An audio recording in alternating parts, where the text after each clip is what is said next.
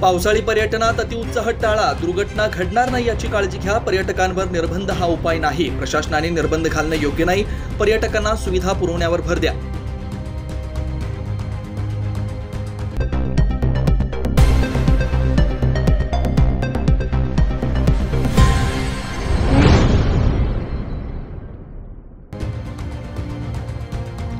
सत्ताधारी व विरोधक दोघांनी एकमेकांवर न ढकलता ओबीसीतून मराठा आरक्षण विषयी भूमिका स्पष्ट करावी, मनोज जरांगे पाटील यांची मागणी।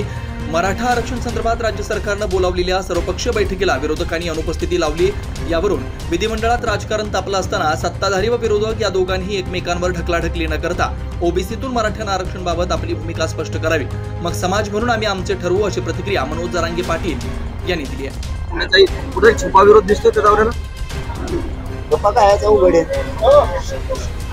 सगळे ओबीसीचे नेते छगन भुजबळने एकत्र केले आणि मराठ्यांना आरक्षण मिळू नये यासाठी ताकदीने प्रयत्न केले, पण बाकीच्याला आम्ही दोष देत नाही, विरोधक पण मारत नाहीत। सगळा मराठ्यांचा आरक्षणाचा मारेकरी आणि मराठ्यांचे पोरं मरावे ही भूमिका छगन भुजबळची, मत मात्र त्याला मराठ्यांचे लागते।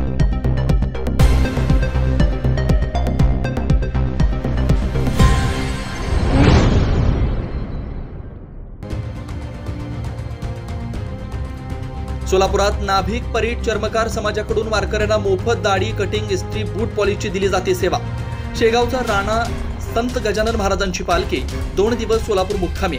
शेगाव ते पंढरपूर असा तब्बल 850 किलोमीटरचा प्रवास हे वारकरी पायी करतात। या वारकऱ्यांसाठी मागच्या 20 वर्षापासून सोलापुरात नाभिक परीट आणि चर्मकार समाज मोफत दाढी, कटिंग, इस्त्री आणि बूट चप्पल पॉलिशची सेवा देतात। जवळपास 100 सेवेकरी आज कामाला सुट्टी देऊन वारकऱ्यांसाठी दिवसभर सोलापुरातील उपलब्ध मंगल कार्यालयात परिसरात ही सेवा देतात। या सेवेचा वारकरी हे मोठ्या संख्येने लाभ घेतात।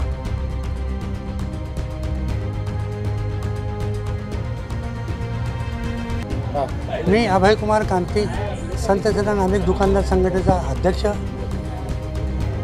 2004 पासून आम्ही ह्या वारकऱ्यांची सेवा सुरुवात केली।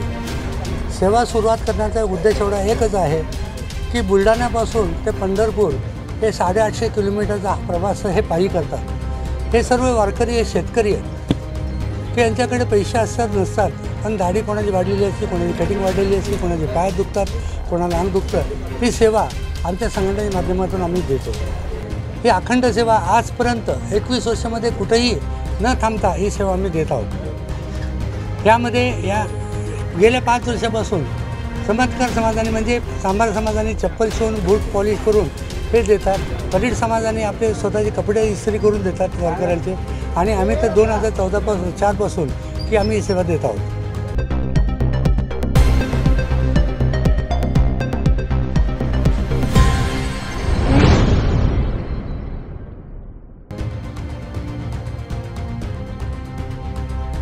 आमदार रोहित पवार आणि खासदार अनिल देसाई यांच्या विधान भवनाच्या पायऱ्यांवर आंदोलन।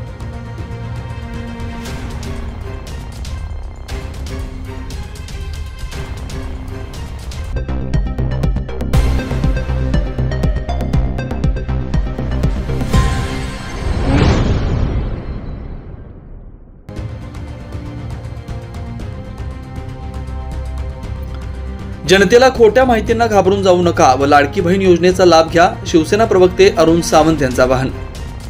लालसा आणि खुर्चीचा मोह या पायी आंधळी झालेल्या महाविकास आघाडीने आणि त्यांच्या नेत्यांनी, खास करून विजय वडेट्टीवार, नाना पटोले, उद्धव ठाकरे आणि आदित्य ठाकरे, संजय राऊत यांनी महिलांच्या उन्नतीकरिता सरकारने, महायुती सरकारने जी काही मुख्यमंत्री माझी लाडकी बहिणी योजना सुरू केलेली आहे, या योजनेच्या विरोधात नाना प्रकारे त्यांनी खोट्या बातम्या पसरवायला सुरुवात केलेली आहे, विरोध करायला सुरुवात केलेली आणि खोटं नॅरेटिव्ह पसरवू लागलेले आहेत। आता कालच त्यांनी विविध टुकार वर्तमानपत्रांद्वारे आणि YouTube मधील काही माध्यमांद्वारे अशी अफवा पसरवली आहे की ही जी काही मुख्यमंत्री लाडकी माझी बहीण योजना आहे, ही योजना 31 ऑगस्टला खरं तर बंद होणार आहे, परंतु हे महाविकास आघाडीचे नेते असं खोटं गोष्टी सांगत आहेत की 1 ऑगस्टलाच या योजनेची लाभार्थींची अंतिम यादी प्रसिद्ध होणार आहे। म्हणजे 1 ऑगस्टला ही बंद होणार आहे असा त्याचा अर्थ निघतो. परंतु जनतेला मी आवाहन करेन, खास करून या महाराष्ट्र राज्यातील महिलांना माझं हात जोडून आवाहन आहे की या महाविकास आघाडीच्या नेत्यांकडून जे काही खोट्या गोष्टी सांगितल्या जात आहेत त्या फक्त आणि फक्त सत्तेच्या लालसेपोटी पसरवल्या जात आहेत आणि यामध्ये जनतेचं, खास करून महिलांचं नुकसान होणार आहे. तेव्हा महिलांनी जागरूक राहावं. ही जी काही योजना आहे ही 31 ऑगस्ट पर्यंत सुरू राहणार आहे आणि जुलैपासून त्याचं बेनिफिट सर्वांना मिळणार आहे. तेव्हा कुणीही कुठल्याही अफवांवरती विश्वास ठेवू नये. 31 ऑगस्ट ही या योजनेची शेवटची तारीख आहे. तोपर्यंत आपण निश्चिंत राहून या योजनेचे फॉर्म भरावेत आणि हिचे योजनेचे फायदे आपण घ्यावेत असं मी आपणास कळकळीचं आवाहन करतो. आणि महाविकास आघाडीच्या नेत्यांद्वारे हा जो काही खोटा प्रचार चालू आहे त्याचा मी निषेध करतो. धन्यवाद.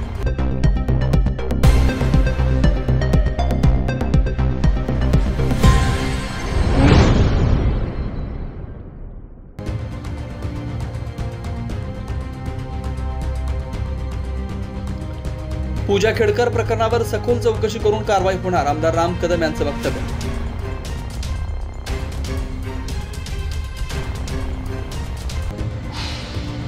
आईएएस अफसर पूजा खेड़ेकर का मामला बहुत ही गंभीर है. आदरणीय मोदी जी की सरकार में स्वयं मंत्री तक अपने कार पर लाल बत्ती नहीं लगाते. इस प्रकार से अफसर ने अपने गाड़ी पर लाल बत्ती लगाना यह एक अच्छा संदेश नहीं है. महाराष्ट्र की सरकार ने तुरंत कार्रवाई की, पुलिस उसके घर पहुंचे. सामने और भी कुछ गंभीर बातें आ रही है, उसकी भी जांच होगी. किसी को भी बख्शा नहीं जाएगा. पर एक आईएएस अफसर यदि गलती करे तो सारे अफसरों को हमने उसी तरह से, उसी नजर से देखना गलत होगा. कई सारे अफसर हैं, वे देश की प्रामाणिकता के साथ सेवा कर रहे हैं. पर जहां तक मामला पूजा खेड़ेकर का है, उनके विषय में हर प्रकार की जांच होगी और जो जो गलतियां सामने आएगी उस पर कड़ी कार्रवाई होगी.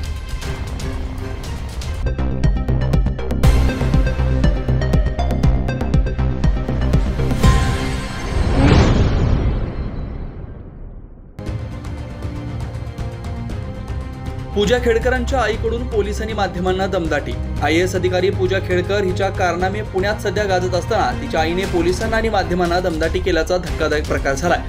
पुणे पोलीस कारवाई करण्यासाठी पूजा खेडकर यांच्या घरी पोहोचले होते. पोलिसांनी बेल दाबल्यानंतर आयएएस पूजा खेडकर यांच्या आई मनोरमा खेडकर या माध्यमांच्या कॅमेऱ्यांवर धावून आल्या. मनोरमा खेडकर यांच्या हातात असलेल्या क्लचरनं त्यांनी कॅमेऱ्याच्या लेन्सवर मारण्याचा प्रयत्न केला. त्यावेळी मी सगळ्यांना आत टाकेल अशा भाषेत त्यांनी दमदाटी देखील केली. आतमध्ये असं चुकीचं आहे. दुसऱ्याच्या घराचा तुम्ही संपर्क केला का? संपर्क केला होता का त्यांच्या घराचा? नाही, संपर्क नाही आला. आता रितसर त्यांना कायदेशीर नोटीस देऊन मग पुढची कारवाई. आता घरामध्ये कोणीच नाहीये, कोण आहे तुम्ही काय बघितलंय का? नाही, घरामध्ये मला वाटतं कोणी नाहीये आणि पूर्ण दरवाजा लावलेला आहे. त्यामुळे जेव्हा आम्हाला भेटेल तेव्हा आम्ही आज जाऊ, गाडी पाहू, व्हेरीफाय करू, कुठल्या नियमांचं भंग झालं ते पाहू, त्यानंतर कारवाई करू. ठीक आहे, थँक्यू.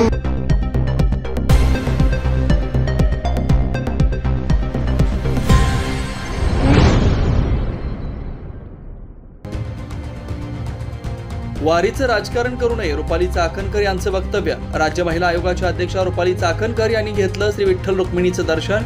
वारी ही एक आध्यात्मिक शक्ती आहे. ही शक्ती अनुभवण्यासाठी वारीत चालावं. आरोग्याची वारी पंढरीच्या दारी या उपक्रमाची केली पाहणी. चंद्रभागा वाळवंटात व मंदिरात हिरकणी कक्ष स्थापन केल्याबद्दल केलं समाधान व्यक्त. वारीचं राजकारण करू नये. मला असं वाटतं की वारीचं राजकारण कोणी करू नये. महाराष्ट्राची जी शेकडो वर्षाची परंपरा आहे ती म्हणजे आषाढी वारी आणि एक शिस्तबद्ध लयीमध्ये चालणारा हा वारकरी. खरं तर या वारीमधून शिकण्यासारखं खूप काही असतो. एक आध्यात्मिक वारसा महाराष्ट्राला लाभलेला आहे आणि केवळ महाराष्ट्राचेच नाहीत, वेगवेगळ्या राज्याचेच नाहीत तर देश विदेशचे लोकसुद्धा ही वारी पाहण्यासाठी येतात की लाखोच्या संख्येने हा वारकरी एका शिस्तीत चालतो कसा काय.